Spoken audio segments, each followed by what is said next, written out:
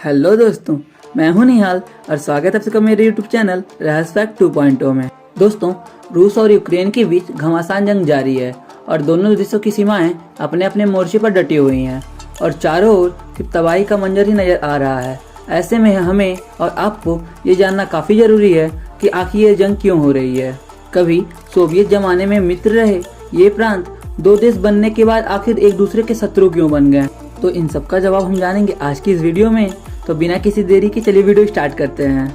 दोस्तों, इन दोनों देशों के बीच की जंग को समझने के लिए हमें इतिहास में 100 साल पीछे जाना होगा। दोस्तों, साल 1917 से पहले तक रसिया और यूक्रेन रशियन साम्राज्य का हिस्सा हुआ करते थे, लेकिन 1917 में रसिया की क्रांति के बाद ये साम्राज्य बिखर गया और यूक्रेन ने खुद को एक स्वतंत्र देश घोषित कर लिया। हालांकि यूक्रेन उसके 3 साल बाद भी आज़ाद नहीं हो पाया और 1920 में सोवियत संघ में शामिल हो गया। साल 1991 में जब सोवियत संघ का विघटन हुआ तब 15 नए देश बने, जिनमें यूक्रेन भी शामिल था। यानी कि असल मायनों में यूक्रेन को 1991 में जाकर आज़ादी मिली। दोस्तों, यूक्रेन शुरू से ही इस बात को समझता है कि वो कभी भी अकेले अपने दम पर रसिया का मुकाबला नहीं कर सकता, इसलिए वो ऐसे सैन्य संगठन में शामिल होना चाहता है जो उसकी स्वतंत्रता को हर स्थिति में सुनिश्चित कर दे। और इसके लिए यूक्रेन को नाटो से अच्छा विकल्प नहीं मिल सकता था। और मैं अगर आपको एक लाइन में बताऊं तो यूक्रेन रसिया के दबाव से बाहर निकलने के लिए नाटो देशों में शामिल होना चाहता है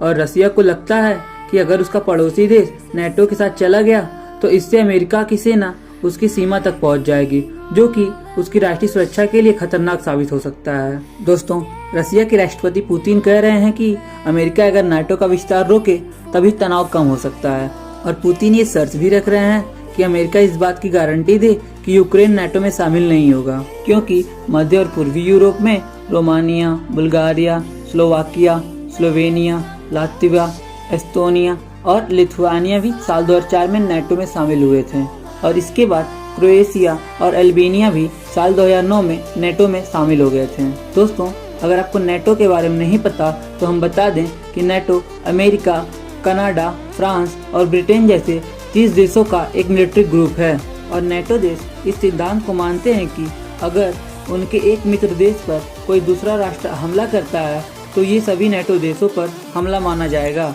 और ये सारे देश उस राष्ट्र के खिलाफ मिलकर लड़ाई लड़ेंगे। यानी कि अगर यूक्रेन नाटो का सदस्य होता तो इन देशों को अपनी सेनाएं यूक्रेन भेजनी पड़ती और रसिया इसी वजह से यूक्रेन के नाटो देशों में शामिल होने का विरोध करता आया है। दोस्तों, रसिया के क्रांति के नायक व्लादिमीर लेनिन ने एक बार कहा था कि रसिया के लिए यूक्रेन को गंवाना ठीक वैसा ही है जैसा एक शरीर से उसका सिर अलग करना। दोस्तों, अगर अभी तक किसी देश ने यूक्रेन की सहायता नहीं की तो इसका एक कारण ये भी है कि अगर कोई देश अपनी रक्षा करने में सक्षम नहीं है तो उस देश की रक्षा करने के लिए कोई नहीं आता और संगठनों का सदस्य देश होकर भी कुछ हासिल नहीं कर सकता है। और दोस्तों, जिस देश के आंतरिक मामलों में दूसरे देशों का दखल होता है उस देश में अनिश्चितता और अस्थिरता पैदा होना स्वाभाविक है और इसका सीधा उदाहरण हम अफगानिस्तान के रूप में देख सकते हैं। दोस्तों, प्राचीन भारतीय दर्शन के मत्स्य न्याय सिद्धांत में उल्लेख है कि